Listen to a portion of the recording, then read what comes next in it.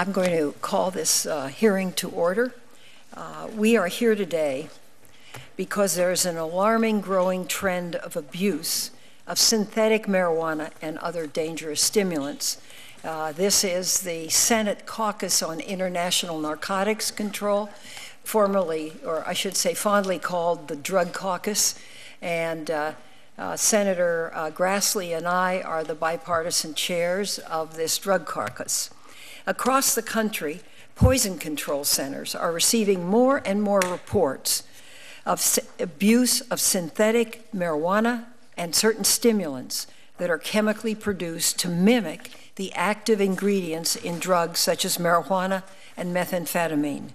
The American Association of Poison Control Centers has noted that the centers nationally received 2,882 calls about synthetic marijuana in 2010, up from a reported 14 calls in 2009. So in 1 year, it has boomed. Disturbingly, the primary users of these dangerous synthetic substances are youth, who purchase the substances online or, believe it or not, in gas stations, convenience stores, and smoke shops. The substances are often sold as herbal incense and marked as spice and K2. They come in flavors such as watermelon, lemon lime, blueberry, and mango. While synthetic cannabinoids, which is what's the formal name for synthetic marijuana, may be used with the intention of getting a marijuana-like high, the true effects are not yet known. Some reported effects include nausea, increased agitation, elevated blood pressure, and racing heart rates. Tragically, synthetic marijuana has been blamed for the fatality of at least one young man we know, and his father is here today to join us.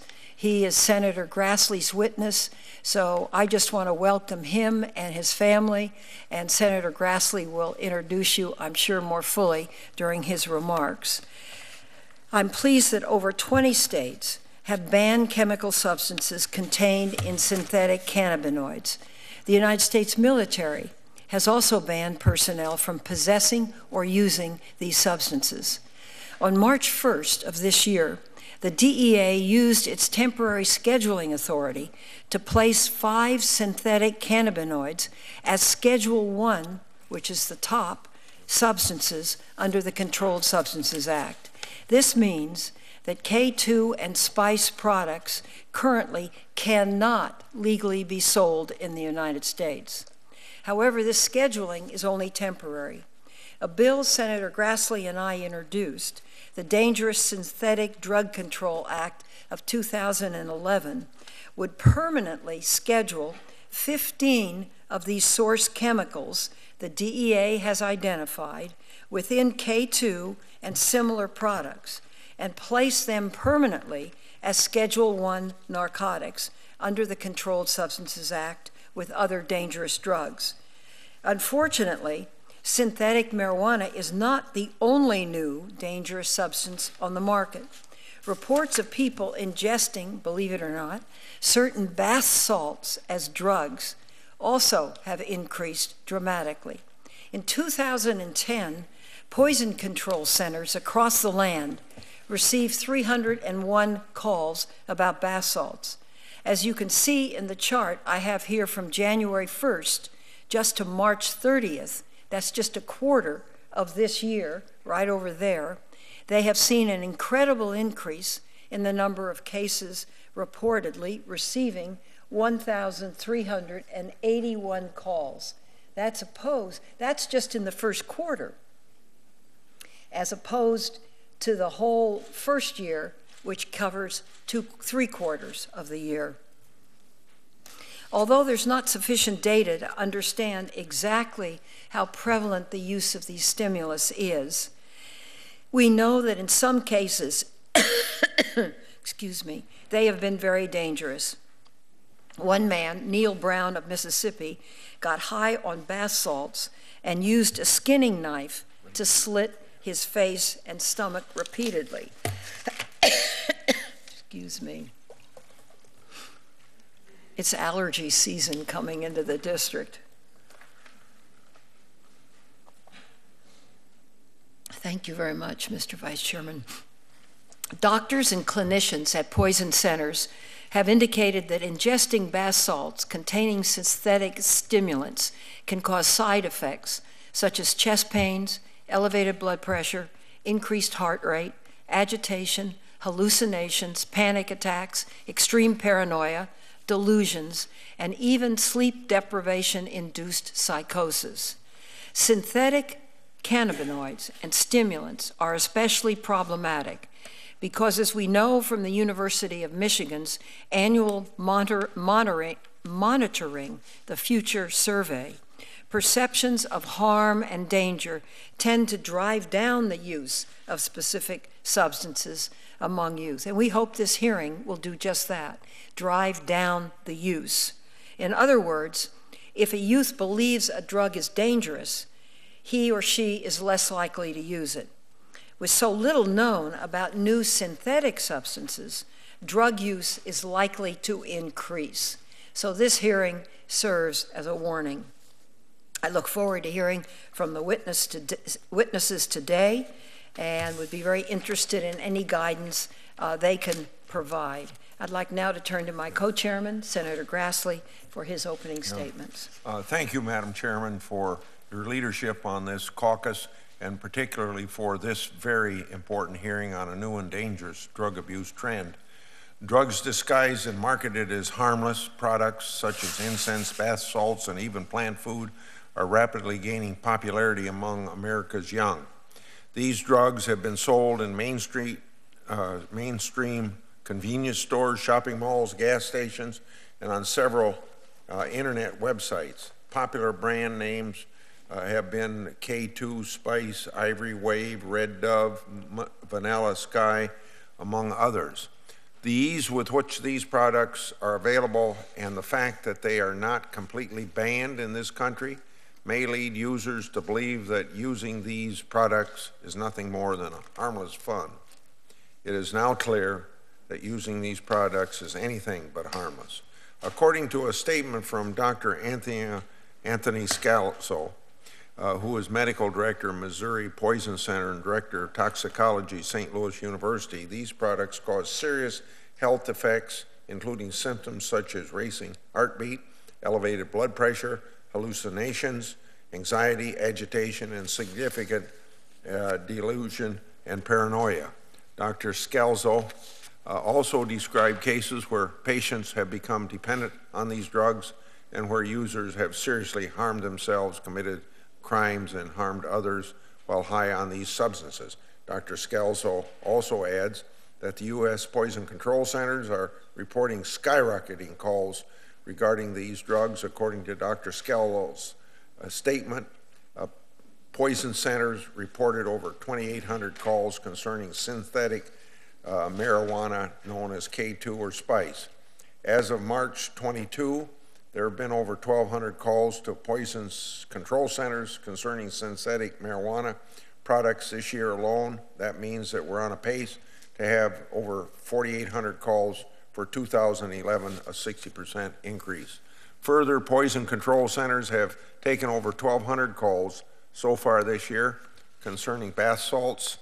This is more than a 400% increase from all calls receiving about bath salts last year. These numbers don't paint a whole picture of the extent of the use of these products, but they do illustrate that more people are using these products and experiencing serious effects. I ask unanimous consent that Dr. Scalzo's full statement would be put in the record. So ordered. And I also would like to have a full statement of mine put in the record at the end of my remarks. So ordered. The armed services are also experiencing increased cases of synthetic drug use. According to a recent article, Navy Times, 16 sailors serving on the USS Bataan were recently discharged for using spice. The USS Bataan has since been deployed to Libya. The article further states that 151 sailors nationwide had been accused of using or caught with spice over the last 4 months. The U.S. Naval Academy also recently expelled at least 7 midshipmen for using or selling spice. The use of these drugs among other men and women serving in the armed forces is concerning from a operational readiness standpoint, especially while our armed services are still engaged in Afghanistan, Iraq, and now operations near Libya. Synthetic drug use also has deadly consequences. You'll hear the story of David Rozga, but last June, this young constituent of mine, who is pictured here behind me, was a recent graduate of Indianola High School, Indianola, Iowa. David committed suicide shortly after smoking a packet of K2. David and his friends purchased K2 at an area shopping mall, thinking it could not have been dangerous if you could get it in the mall. David's family is here today, as the chairman has said, and we'll soon be hearing from the father, Mike Rozga, about David's life and his tragic death. David Rozga may have been the first person in the United States to have died from using these drugs, but tragically, he has not been the last.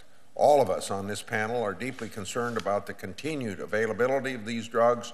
Chairman Feinstein and I recently introduced legislation named the David Rozga, after David Rozga, that will ban the chemical compounds the DEA has identified within the K2 spice products.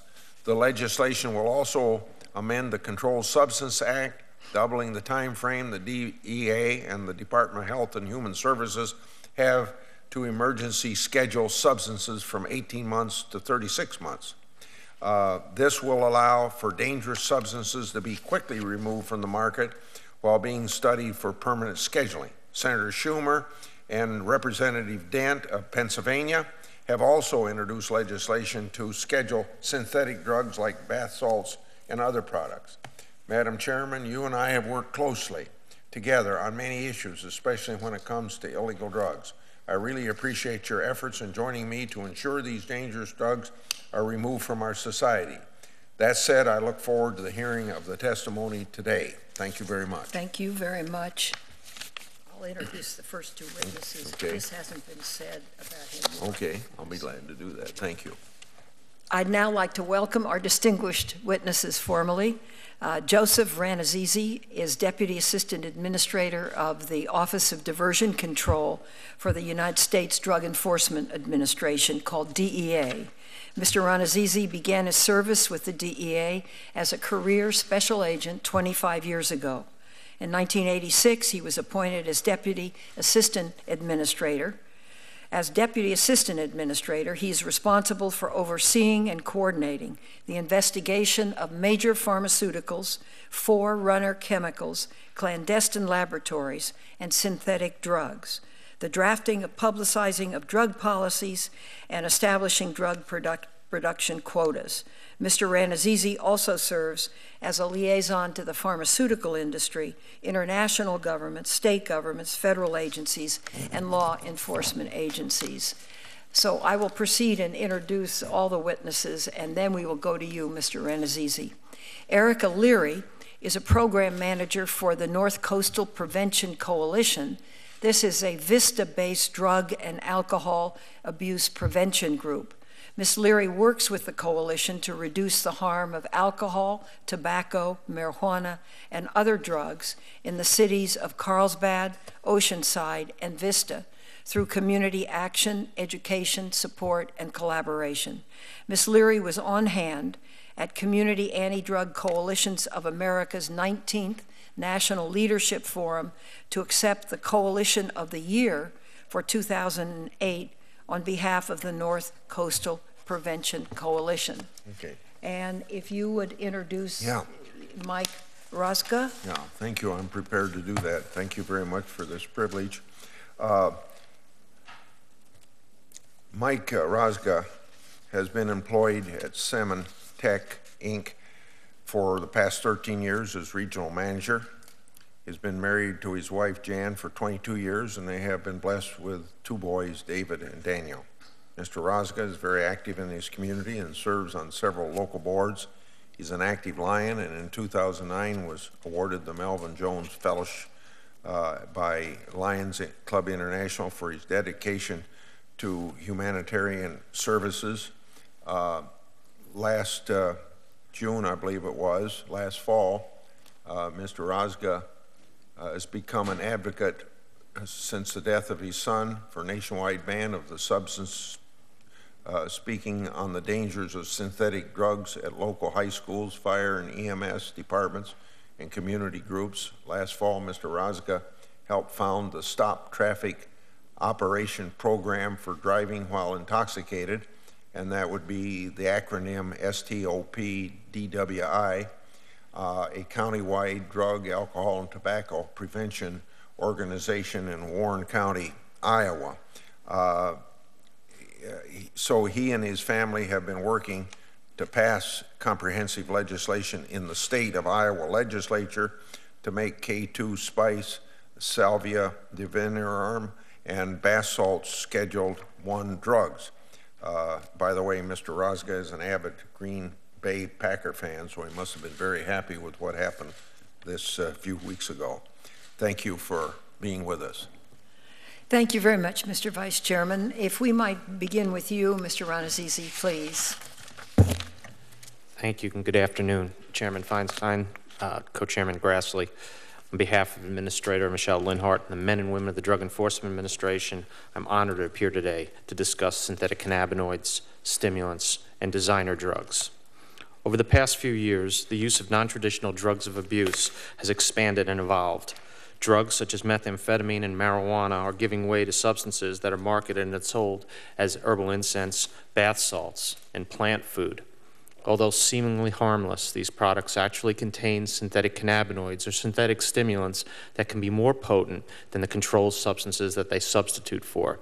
These designer drugs are wreaking havoc on society. Designer drugs are substances that are not federally scheduled and are synthesized by chemists for the sole purpose of achieving the pharmacologic effects of a controlled substance. This is not a new phenomenon. History is replete with examples of substances that were synthesized to mirror the effects of a specific controlled substance in order to circumvent the Controlled Substances Act. Historically, the introduction of designer drugs into the marketplace was generally similar to that of an illicit controlled substance, covert meetings and sales on street corners, back alleys, and in dark clubs. In many instances, the ingestion of these drugs led to tragedy. Today, the marketing of designer drugs has ushered in a new era of drug distribution. No longer are these substances sold covertly to avoid detection. Instead, the substances that are just as dangerous as their controlled substance counterparts are sold at retail outlets in plain view in products such as herbal incense, bath salts, and plant food in an attempt to introduce illicit psychoactive substances to the consumer while protecting manufacturers, distributors, and retail sellers from criminal prosecution and civil penalties. Certain herbal incense products popular among teens and young adults consist of plant material that has been coated with chemicals, the synthetic cannabinoids, that claim to mimic tetrahydrocannabinol, the active ingredient of marijuana. Brands such as Spice, K2, and Blaze are labeled as herbal incense, not for human consumption, to mask their intended purpose, a substitute for marijuana. On March 1, 2011, DEA published a final order placing 5 synthetic cannabinoids into Schedule I in order to prevent an imminent hazard to the public health and safety. Since March 1st, new unscheduled cannabinoid products have appeared in the marketplace to take the place of the recently scheduled products. There's also a growing abuse of a variety of synthetic compounds that produce stimulant effects when ingested. These synthetic stimulants, most commonly identified as MDPV, methadone, or mephedrone, are sold as bath salts or plant food in retail outlets and on the internet and are labeled as not for human consumption. They're marketed under the names such as Ivory Wave, Vanilla Sky, and Bliss. None of these products are controlled under any schedule of the Controlled Substances Act. The challenge to controlling any synthetic substance individually through administrative action is that the manufacturers can circumvent the law by manipulating the chemical structure of the compound in endless variations, creating an unscheduled product while maintaining the pharmacologic activity of the substance. As a result, it's almost impossible outside of a controlled laboratory environment to determine the synthetic ingredients and potency of these substances. Such a circular pursuit continually leaves government scientists, regulators, and investigators one step behind the traffickers. For example, in Kansas, a manufacturer of synthetic cannabinoid products told a law enforcement officer if the compound he's using, the JWH 250, is banned, he'll just switch to another compound to treat his dried plant material. There may be in excess of 100 cannabinoid products that have yet to be introduced into the marketplace. Manufacturers and distributors will continue to stay one step ahead of any state or federal drug-specific banning or control action by synthesizing new products that are not controlled. The income generated from distributing these products is a driving factor for retailers to find substitute products that are not yet controlled or banned by federal or state action. The large profits provide incentive to continue retail distribution of synthetic designer drugs. Although many good corporate citizen retailers will discontinue the sale of these products in support of public health and safety, many will not, instead opting for the profits realized to help their financial bottom line. In closing, DEA will continue to work with its local, state, and federal counterparts to protect the public health and safety against the dangers of these ever-changing synthetic cannabinoids, stimulant compounds, and designer drugs.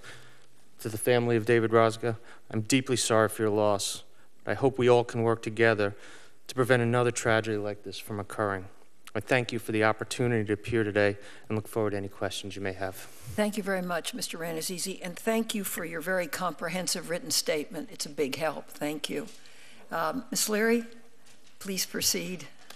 Thank you. Good afternoon, Chairman Feinstein. See that your mic is on, and if you could pull it close to you and speak directly into it because it's unidirectional. Thank you. Sorry about that. Is that better? That's much better.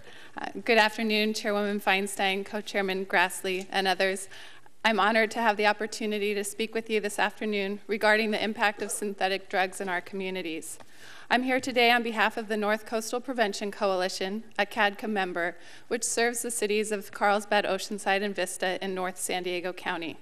But I'll also be sharing findings and experiences from several colleagues throughout San Diego County who also share our concerns regarding synthetic drugs and support efforts to address this problem. I've worked with the coalition since 1995. We know that access and availability of drugs are key factors in rates of use and have led numerous successful efforts to reduce the availability of alcohol and other drugs to youth. However, synthetic drugs have presented us with a new challenge as they've spread to various retail outlets under the false pretense of being incense and are viewed as a legal alternative to marijuana use by teens and others.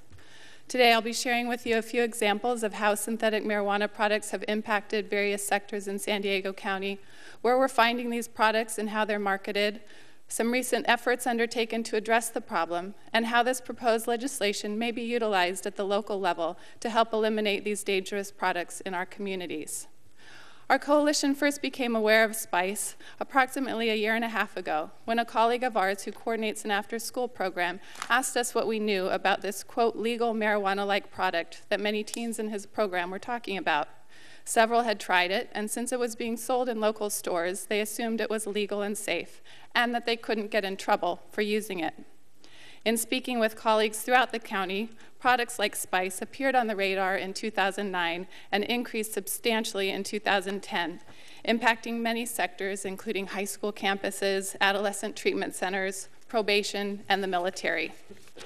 Alcohol and marijuana remain the primary drugs of choice for adolescents in our area, but Spice is viewed as a convenient alternative, especially for those who are likely to be subjected to random drug tests, since it does not show up on standard tests. In addition to health concerns, these products have impacted public safety. In November 2010, 2 masked men robbed the Spice Shack in Fallbrook of $1,400 worth of herbal incense, less than a week after the DEA announced the emergency scheduling of these products as Schedule I controlled substances.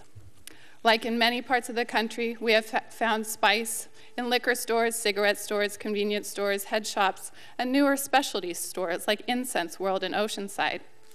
Unlike some products with legitimate uses that are abused by some people to get high, like dust-off or solvents, these products are made by to get people high and marketed in illegitimate ways. They come in multiple fruity flavors labeled as incense. The liquor store in Vista, where I recently purchased a sample of watermelon Granddaddy Spice, displayed this incense in a locked case by the counter, selling for $12 for 1.5 grams, while traditional incense sticks were on an open table, selling 10 sticks for $1. The product is labeled not for human consumption and sometimes includes a statement to use only as directed, though no directions are provided. We trained 2 of our high school youth coalition members to conduct purchase attempts at 4 stores, and the teens were only successful in purchasing the product at 1 store. The others required ID to determine if they were over 18. While checking ID and refusing sales to minors is something we actively promote, in this case, it further demonstrates that everyone knows these products are not incense and that they are used for human consumption. Outreach, education, and training regarding synthetic marijuana products have occurred throughout San Diego County, including in the military, juvenile probation, and substance abuse treatment programs.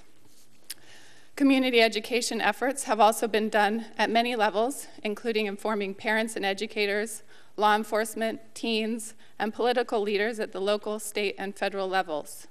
Our coalition has written news articles, met with local city officials and law enforcement, met with local retail outlets, and presented at numerous community groups to increase awareness and understanding of the risks of these substances.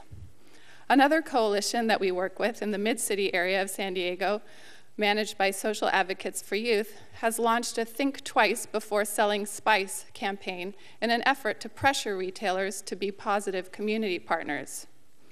As we learn the challenges and limitations in current regulations, we are prepared to advocate for additional tools to prevent the sale and distribution of these products in our communities. It's critical that we curtail the expanding marketing, availability, and use of synthetic marijuana. We know the primary reasons people use these products is for the legal cover it provides, as well as the likelihood of avoiding detection in drug tests. By classifying these products as Schedule I narcotics, communities can work with their local officials and law enforcement agencies to inform business owners and hold them accountable for following the law. Community coalitions are an essential component in reducing emerging drug use trends because they are already connected with the key sectors needed to take action and understand that multiple strategies are necessary to reduce the availability and use of these products. I'd like to quickly share an example of how community coalitions can utilize policies and regulations to partner with community sectors and address problems at a local level. Back in 2002, the California legislature amended language in the Business and Professions Code to more clearly define drug paraphernalia in response to community complaints of products in glass tubes, like air fresheners and plastic roses, proliferating in liquor and convenience stores. Just as everyone knows that spice is smoked and not used as incense, everyone knew that these were crack and meth pipes and not decorative roses or air fresheners.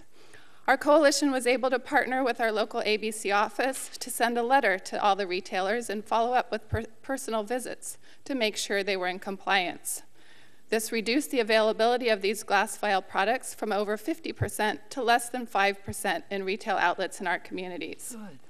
In a similar manner, local coalitions like ours can utilize federal legislation such as this in our communities to dramatically reduce, if not eliminate, the availability of spice and similar products. Synthetic drug use is a multidimensional problem that demands comprehensive, coordinated solutions involving the collaboration of multiple community sectors. I am very thankful for your leadership tackling this problem and appreciate your time this afternoon. I'm happy to answer any questions you may have, and again, I extend my sincere condolences for those that suffer from this problem. Thank you very much, Ms. Leary. I'd say a job well done. Thank you for your service. Mr. Rozga, welcome. Thank you. Chairman Feinstein, Co-Chairman Grassley, members of the caucus. I'm very humbled to be asked to testify today on behalf of my family and the many families whose lives have been affected by this. Could you turn on your microphone, please? Press the button. Okay, try once again. Can you hear me now? Yeah, go ahead. Let's see. I'm very humbled to be asked to testify today on behalf of my family and the many families whose lives have been affected by these very dangerous drugs. I'm also very honored and able to put it The mic isn't working. to name this legislation. You want to go down and substitute Mike, somebody? Can you wait and we'll Change your mic. Take this microphone over here. All right. Thank you. Now, put the mic right. That's right. Chairman Feinstein, You see the difference? Co-Chairman Grassley, members of the Senate caucus, I'm very humbled to be asked to testify you today on behalf of my family and the many families whose lives have been affected by these very dangerous drugs. I'm also very honored, and David would have been as well, that you've asked to name this legislation after him. My testimony today is one of a family who's living the American dream. David had just graduated from high school on May 29th and would be attending the University of Northern Iowa that fall, the alma mater of Co-Chairman Grassley. We were so proud of him and all he had accomplished, yet suddenly out of nowhere, our lives were tragically changed forever. Take your time. We certainly understand how hard it is, so don't worry about letting a little emotion out. On Sunday, June 6, 2010, a week to the day after his graduation, and 10 months ago today, David took his own life. I'll never forget the frantic call from my wife, Jan, as my younger son, Daniel, and I fished at a friend's farm pond. The 30-minute trip home was the longest, most frightening drive of our lives, praying that God would somehow work a miracle in our lives, but it was not meant to be. None of this made any sense to us at the time. As we looked at David, we saw no signs of depression, much less suicide. What terrible parents we were to be so out of touch with our own son to not see this. There was no note, no texts, no emails, nothing we saw that gave any indication that David planned to take his own life. The following morning, we spent 4 to 5 hours with his girlfriend's family. David had just spent most of the weekend with Carrie and her family at her graduation party. They were just as dumbfounded as we were and knew this was totally out of David's character.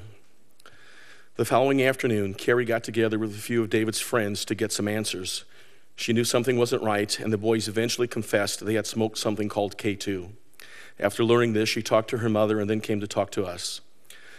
At about 4 p.m. Tuesday, Carrie explained to us that according to the boys, this was fake marijuana. She had never heard of it before, and neither had we. That evening, we met with the families involved and started the process of learning what this really was and how it affected our son. By Wednesday morning, we started to see the severe consequences to some that had used K2, and we learned that some of our neighboring states were already talking of outlawing K2, and that several countries had already seen the grave consequences and outlawed K2 or the more popular compounds in K2. We were in shock and grieving, but we also knew we needed to do something. We were told that this was an issue that needed a voice, and we agreed to help be that voice, not really understanding what that meant, and certainly never thinking it would bring us here today. We made our first public statement on what happened to David and the dangers of K2 at his funeral. We had a church filled to capacity.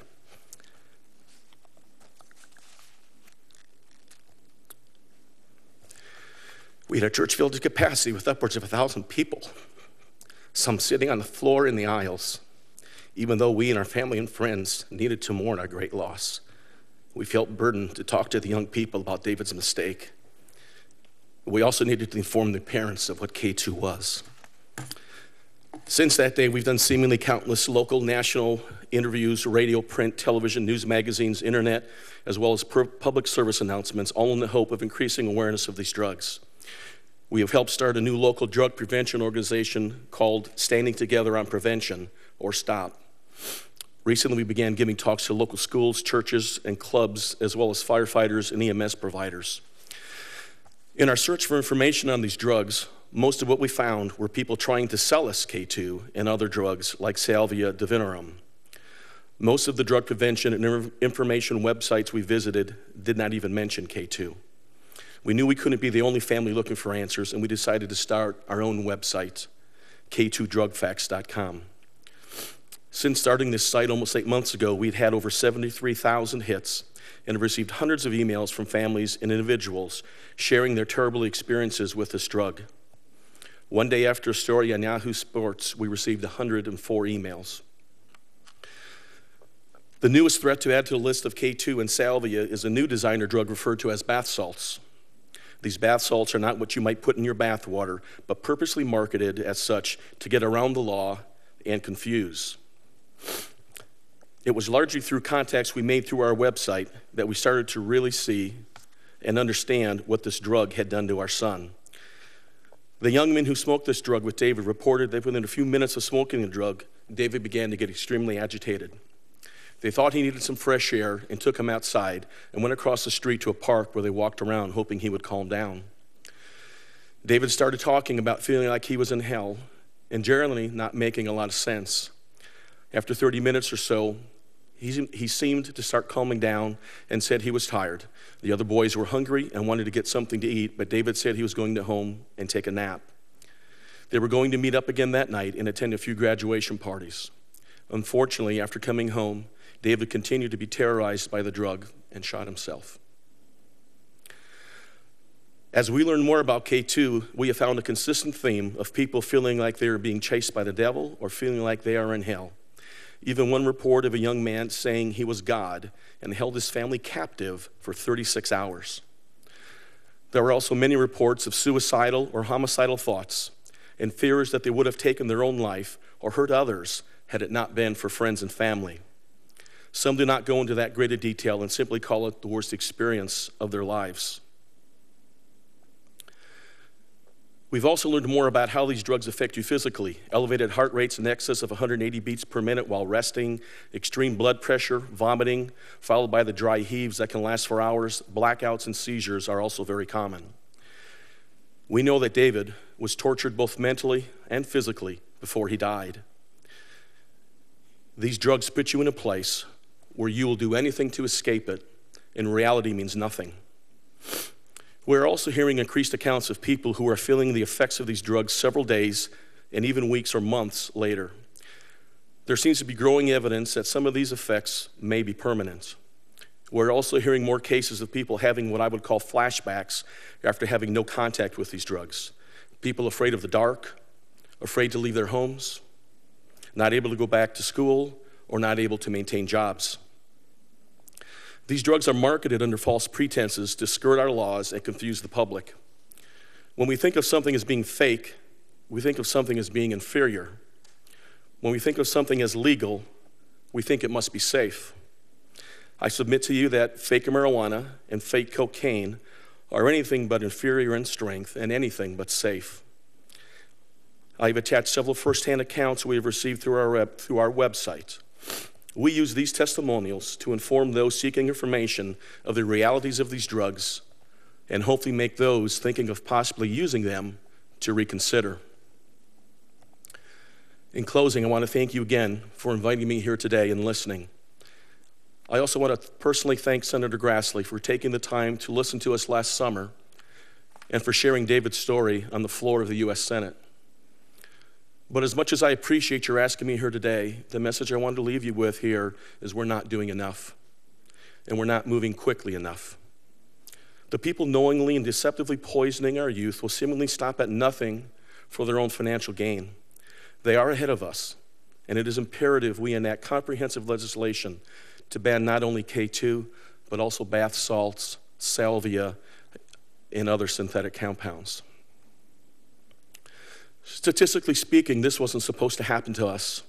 We talked to our sons numerous times about not using drugs, no texting and driving, no drinking until you're 21, and certainly no drinking and driving. It never occurred to us to talk to our sons of something we had never heard. Our message now as we speak to young people is simple. Do not inhale, do not inject, do not ingest anything. I hope you will join us in getting this message out, and thank you, and hope that you will move quickly to get these poisons out of our community. Thank you. Thank you very much, Mr. Rozga. Your testimony makes it very human and very real, so I thank you for that. Thank you. I'll begin the questions with Mr. Ronazizi. Mr. Ronazizi, assuming that Senator Grassley and I have this bill that would make what you're doing temporary permanent, it still seems to me that there is a gap And would it make sense to essentially prohibit the sale of products that have a mix of Schedule I prohibited substances with non-regulated substances? Well, I understand. You understand where I'm going with this, because you don't want people to say, oh, they don't want anybody to buy real bath salts. Yes, ma'am. I understand, and I understand you're trying to strike a balance here between an overbroad piece of legislation and something that's going to control the problem. That's right. Protect the public health and safety. And stop the sale of Yes, this. and I believe, yes, that would be very helpful. The problem with this is, as Mr. Rozga said, we are one step behind, because every time we take action against one particular product, the chemists are in the background, and they're going to create a new one that's going to circumvent the law. So any help that you could give us to stop that problem would be much appreciated. Well, I think we have to be fast, and we have to respond fast. Would you be willing to work with both our offices, and perhaps we can take a look at our bill and see if we can add that to it? Would you be willing to do that? Yes. Yeah. Okay. Would you work with us? Yes, ma'am. The Drug Enforcement Administration and the Department would welcome working with you on any. And if you have any other legislative solution, we'd like to hear it. And I understand the problem of chemists. You know, it's hard before the fact to say you cannot conjure up this kind of a drug. You can't really do that. But you can say it's illegal to sell a product with this component drug in it. Yes, ma'am. And put a fine and a criminal jail sentence on it. If youngsters are dying, it's a problem. My next question is, how long, and anyone that knows the answer, please answer, how long do the effects of using this drug last? And let me begin with you, Mr. Rozga. Do you have any sense of that now? Senator, I have personally spoke to families, received an email from a mother whose son is currently in a mental health facility in the state of Texas. 21 years old, and she says he now has the mental capacity of a 10-year-old. He's been in there for several weeks. I'm also hearing more stories. But do you know what he used or how long he used it? I do not know. I do not know. This drug, understanding different drugs affect different people differently. Right. And in our son's instance, we know based on police interviews and so forth and our own discussions with the people involved that this was the first group, this was the first time this had been used in this group. We believe it was the first time actually used in our community. Our police knew nothing of it. So here's a situation where you have a singular instance and you have a bad situation. We also hear of numerous stories in emails that we receive from people saying that I used to think you were nuts.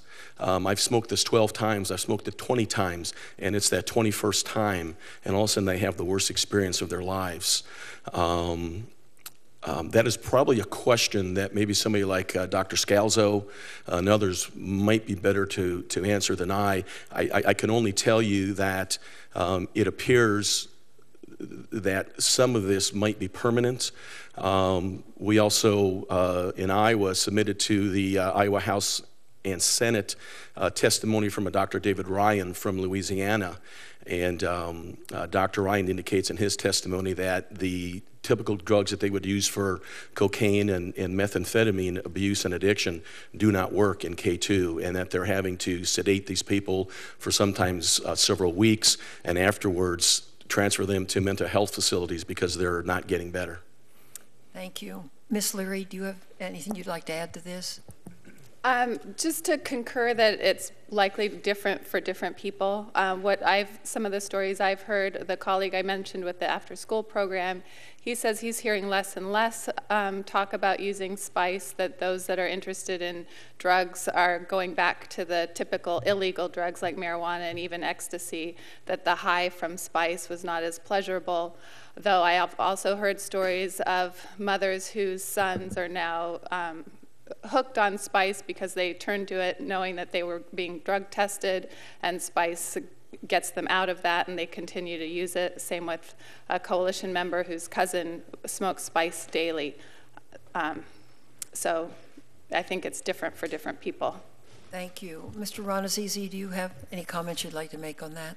Yes, ma'am. Just briefly, my colleagues are both absolutely correct, but I think also because the drugs, while they're similar, they're structurally somewhat different, and because of that, each individual drug also has a difference on how long the effect lasts, plus the rate of clearance of the drug out of the body varies from all different people. So there's a highly different rate of effect or clearance when taking these drugs.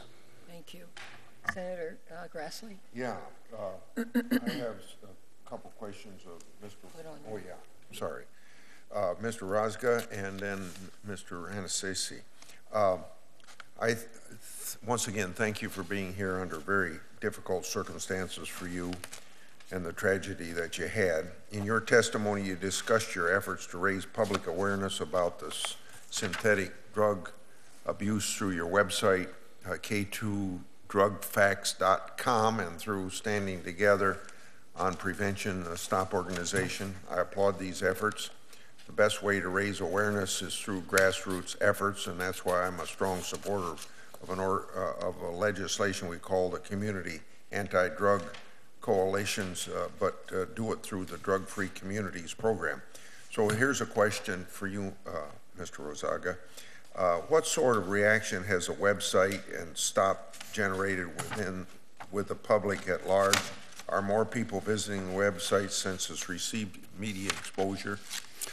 It has, specifically as far as our website is concerned, and some of that is just the nature of the internet, where sometimes it takes a while for a particular website to catch on as far as hits and being recognized in search engines, and I'm certainly not the right person to talk about that. But yes, as the media has focused on these issues stronger and there's more stories out there, people are definitely looking for more information. As far as what I'm seeing as I'm talking to different people, I continue to be surprised because talking to emergency medical providers, for instance, I spoke at the Central IEMS conference, which is a continuing education class for these EMS providers, and here I am sitting here talking about what I know of these drugs, and these people are taking notes. The effects of these compounds on people is just so unknown, but I also continue to be disappointed, particularly in my own local market, where with the attention that's been drawn to it as a result of our son and our efforts, and when I go talk to an organization, it would not be uncommon to have 25 to 30% of the people in that room admit that they've never heard of K2. And those are only the ones that will admit to not knowing it. So the numbers are probably even a little higher than that. So we need to continue to get the awareness out as far as the drugs are concerned, because the other reality is once these drugs are illegal, that doesn't mean they're going to be off the streets. So there's still going to be illegal drug use, and so we need to continue to work together to educate the public. Now, your website is alerting the public about spice. Do you intend to expand the website to any other ways to incorporate information about other synthetic drugs like bath salts? That's a good question, Senator. I will tell you that we have thought of that. Obviously, our focus had been on the K2 and spice because that's what directly affected our family. And I'm not sure if we're going to extend into that. There's a part of me that thinks we need to have a tab on there specifically as far as the bath salts and some of these other substances are concerned. And there's a distinct possibility that we could do that. I don't see anybody else, quite frankly, really doing that, and maybe that's the next thing we'll need to do. Has there been an interest from other anti-drug coalitions or communities to start similar organizations to raise awareness like your organization has? that you know of? I'm sure there have. I'm not personally aware of any, Senator. Okay. Mr. Ranazizi, Senator Feinstein and I introduced this bill that we've already talked about. That means that K2 products would be in the same class as other highly dangerous drugs like methamphetamine and cocaine. Does the DEA support this legislation? DEA. Say yes. We've got to be very careful here. Well, the administration has not taken a position on the bill. DEA does support the removal of any drug into a schedule that is harming the public. And there are quite a few drugs on that list. Well, then let's explore whether you believe our drug will enable the DEA to effectively go after individuals who are constantly trying to circumvent the law by altering or selling new compounds. Yes, I believe it would. Our bill also expands the time frame for DEA and HHS that they have to administratively schedule dangerous substances from 18 months to 36 months. How beneficial will this change be for the DEA to ensure it has sufficient time to get new and dangerous drugs off the shelves? That would be extremely beneficial. Our scientists are already, they have to go through reams of information regarding these drugs prior to getting ready for a formal final scheduling action, and it just buys them more time to make sure that they're doing the right thing. It appears to us that DEA is identifying new and emerging synthetic drugs quite regularly. Representative Dent's companion legislation to Senator Feinstein and my legislation adds an additional 15 substances the DEA has further identified as emerging synthetics. I've also heard from Senator Klobuchar about recent reports about a youth in Minnesota who passed away shortly after overdosing on a substance called 2CE, which is apparently powerful hallucinogen. It appears that this substance is another synthetic substance hitting the market and being sold to kids. How many of these new drugs the DEA has identified as emerging substances are analogs of the current illegal drugs? Many are. However, there are drugs like in the cannabinoids that are not. Those cannabinoids, a lot of that list, are not current controlled analogs of a controlled substance because they don't have structural similarity. And if you look at 802.32, it tells you that a drug to be an analog has to be substantially structurally similar and substantially pharmacologically similar. A lot of drugs aren't structurally similar but do have the same pharmacologic effects. That list is going to take care of a lot of those drugs. Okay. Are the increasing number of these synthetic drugs a sign that drug pushers are starting to embrace these products as an alternate source of revenue compared to other illegal drugs? Yes. This is a whole new method of trafficking. When we dealt with analog drugs in the 80s and 90s, it was a typical drug deal where we were doing it covertly. Today, these drugs are being sold openly, and we've never experienced this before, where they're just on the shelves. Is the current analog statute in the Controlled Substances Act sufficient to meet the challenges that fast emerging synthetic drugs will place on the DEA? If I could give you a brief background on the analog statute. The analog statute's a very good statute, and it helps us address an immediate concern, such as the fentanyl deaths in the 80s and 90s, where we went after people under the analog statute. However, the analog statute has its limitations. If I bring a case under the analog statute into court, I have to prove to a jury that the drug is structurally substantially similar to a controlled substance. It's very difficult to explain to a jury. A medicinal chemist has to get up and explain what structure or similarity is, and it's very easy to confuse a jury. The analog statute is a difficult charge to get a conviction on. Also, it's only good for that one charge, so that one person that's in court for that one particular drug, I'd have to do the same thing for the next person we arrest. So it doesn't extend beyond the person we're arresting. While it helps us out, it also can be very difficult. Can I ask two more questions? Yes, sure, go ahead. If not, and I think you've indicated that it's not entirely satisfactory, what would be an effective solution to fixing the provision to take care of what you described? That's something I would have to take back to the department, sir, and discuss. Okay, could you respond in writing then to my question? Yes, sir. Okay. Do you think that well, is your organization confident that they have the tools to stop these emerging drugs? Yes, sir. We can go after these people under both the analog statute and the temporary scheduling provision that you provided under the Act, and we're very happy with that authority. Thank you. Thank you. Thank you very much. Good questions. I'm very new to this, not to drugs, because both of us have done a lot with methamphetamine and a number of other areas on the Judiciary Committee. K2, what is it? How is it sold? Is it in a can? Is it what exactly is it, Mr. Rozga? Well, it typically comes in a small cellophane type envelope, but I've seen situations, in fact, if you go to our website, there's a link there where a correspondent from Fox News Chicago actually had ordered some through the internet, and it came in a envelope, a FedEx, UPS type of an envelope, and inside it was a little baggie. Almost like you would find for marijuana or some other drug that was sold on the street.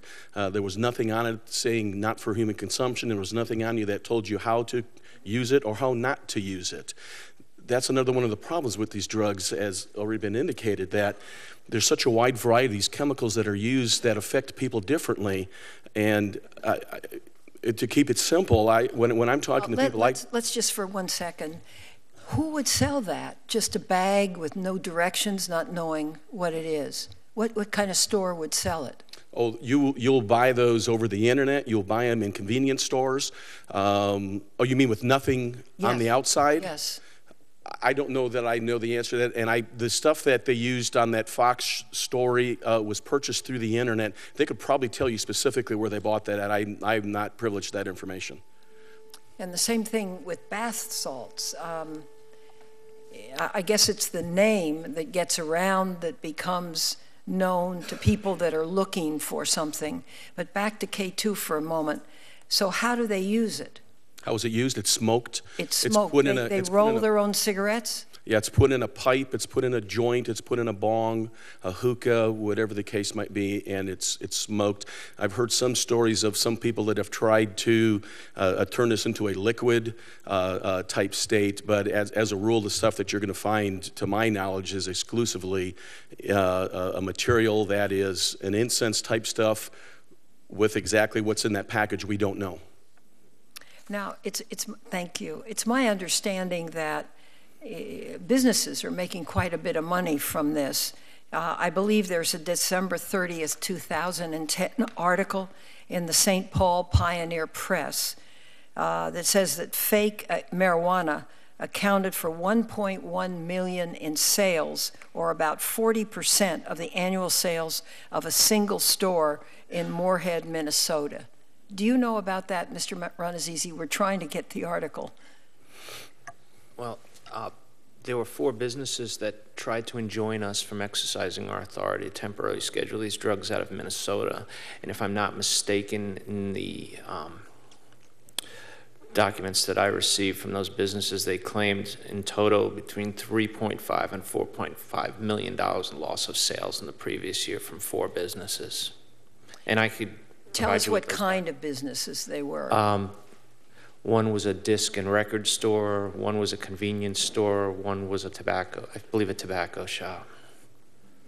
So this means it could be fairly widely spread. I mean, Yes. It's not just one kind of place. We just got the article. Okay. Since you're getting information, can I ask a question? Sure, go ahead. Are these sold for a legitimate purpose that are used for illegitimate purposes, or are they sold for illegitimate purposes only? Okay. They're sold under the disguise of being incense, as far as K2 specifically is concerned, but everybody who uses them or is purchasing them really knows what they're for. I'm told that these products sell for $35 to $45 for a 3-gram pack. Bath salts, I understand, is maybe even more expensive than that. I can't see a whole lot of people taking $40 to put in their bath water so it feels nice and soft for them. They use these terms, so forth, to purposely confuse the public. I learned that directly when we were trying to talk to our Iowa Senate, and I spoke to several senators when we were trying to get them to support the legislation we were trying to get in place, who did not have any clue what bath salts really was on the streets. As we've educated the senators more, the vast majority of them are understanding and are agreeing that these compounds need to come off the street. You know, this is an interesting article. It says some cities, including Duluth, had moved individually to outlaw the substances.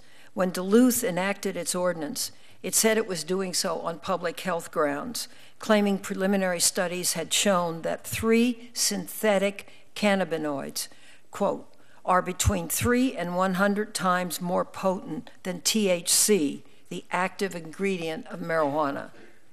If that's true, that's a big deal. Don't you agree, Mr. Ranasisi? Yes, ma'am. There's scientific studies out there that purport that the JWH-18 compound is much more potent than marijuana. And there's so many of these compounds, there's so many studies done. Yes, I believe that's a very, very big deal. And to answer Senator Grassley's question, the other problem is these products. These products are just a vehicle to get the drug to the marketplace and the ultimate consumer. It has nothing to do with the incense or the bath salts or the plant food. Mr. Rozga is absolutely right. You get such a small amount of bath salt that you have to be bathing in a thimble to actually use that. It's a very, very small, a gram, a half gram, 250 milligrams. That's what they're selling. Same thing with the K2 spice. Are these businesses that produce this, are they kind of a startup business, fly-by-night operation, or are they legitimate businesses that are trying to get into this to make more money? I was just going to share my experience in going into a liquor store in Vista, what it looked like. In addition to those packs, they had it in little canisters, kind of like how you'd see a little jar of lip gloss, very small. I almost brought it with me, but I was a little worried about going through airport security, so I left it at home. So it was a little jar, which again is very easily disguised by young people anyway. It looks like many other products. Another colleague of mine, her teens were in a local market liquor store, and a kid went to buy a pouch. He thought it was candy Pop Rocks and was going to take it up to the counter and didn't realize at the last minute that it wasn't Pop Rocks or candy. It was this fake pot. And in the same case in Vista where I saw the spice type products, there was a pouch more similar to that called 8 Balls Bath Salts, B-A-L-L-Z. And 8 balls is a drug term for an eighth of an ounce of meth or coke. So it's obviously targeted to the drug market. And that was $25 for a small little pouch. So I didn't buy that. Well. Sorry, I was going to also share that I talked to the clerk and said, where are you getting this stuff? He said he's been carrying the bath salts for a couple months, and he's ordering it all through the main distributor that they use for all their convenience suppliers. Forgetting the name, but it's a big warehouse. There's a couple of in San Diego, El Cajon, and LA, where they order all their cigarettes and sodas and beer and liquor, and they're stocking these products as well. Well, this same article points out, and I suspect these are your 4 businesses that opposed you, one of them being the Hideaway in Minneapolis. They said that this accounts for more than 70% of their sales and that the products accounted for almost $609,000 in gross profits.